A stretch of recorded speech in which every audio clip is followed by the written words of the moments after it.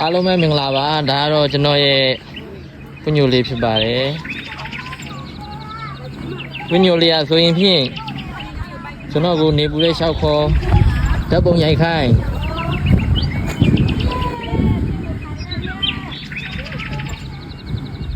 နောက်ကနေဝင်ရဟုတ်တယ်လာရဗျာသူမရဲ့ဘဝမှာလောကရန်ကိုအန်တုကကြွကြ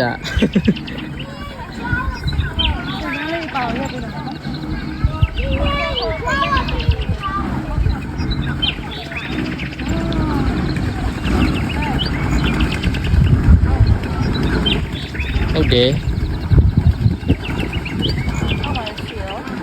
ဟုတ်တယ်ကျွန်တော်တို့ဈားထဲမှာသူ့ရိုက်တယ်လို့နဲ့ဟိုဘက်ကကောင်မလေးကိုလန့်ရိုက်ပြမှာပဲဖြစ်ပါတယ်ဒါတော့ကောင်မလေးလှလှလေးဒါတော့ကျွန်တော်မိမ့်မဟုတ်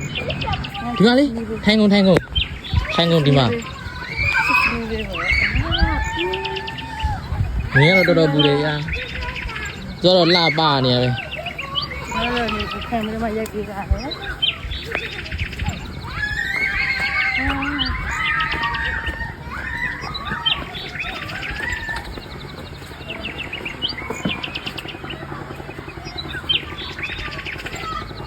ချစ်တယ်နော်တော်မဲတာရောဒီထဲမှာဟုတ်လား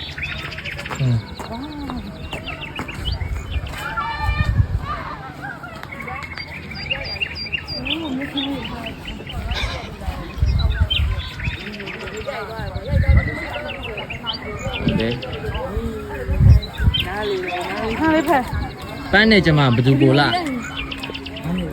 ပန်းနဲ့ကျမဘယ်သူပိုလာလဲပန်းပိုလာနာကိုပချီထားရိုက်တယ်လားလိုက်ခုလို့စီးလို့မရအဲ့နေရွက်ပေါ်ဟာယူတင်မထားနဲ့လေမလားတော့ဟိုဒီမှာတရားလေးရေကူးလို့ရတယ်အဲ့ဘက်ဟိုဘက်ကနေဝင်ရမှာလေဟိုဘက်ကနေဝင်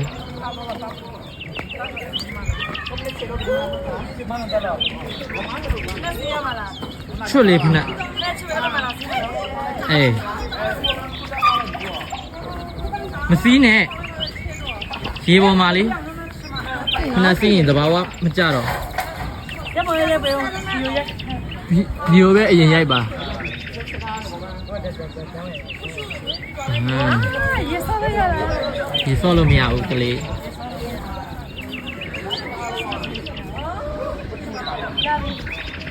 ညသေးဘူးဒီဘက်တရားသွားမယ်ခဏကြွကြမယ်နော်အေးဒီလမ်းလေးပဲရှိတက်ခေါ်ပန်းလေး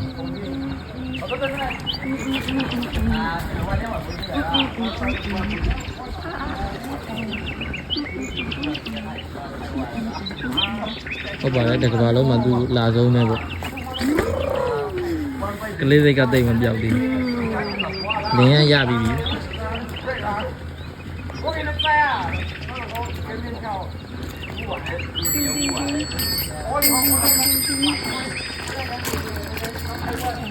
ဒီဘက်မှာဝင်မယ်